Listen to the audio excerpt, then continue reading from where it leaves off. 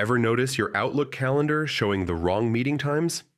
That usually means your time zone is off, but don't worry, fixing it only takes a minute. Look at the top right corner of your Outlook window. You'll see a small gear icon. That's the settings menu. Click it, and a drop-down will appear. From there, select View All Outlook Settings to open the full menu. Once you're inside, navigate to the Calendar section. This is where you can fine-tune how your schedule appears. Scroll down just a little until you find the Time Zone option.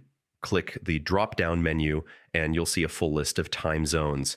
Select the one that matches your current location, whether you've moved to a new city or you're just adjusting after travel. After picking the right one, don't forget the most important step. Hit Save at the bottom of the page. If you skip saving, your changes won't stick, and you'll still see the wrong times. And that's it. You've successfully updated your Outlook time zone. Now your calendar events and emails will all reflect the correct local time, keeping you right on schedule wherever you are.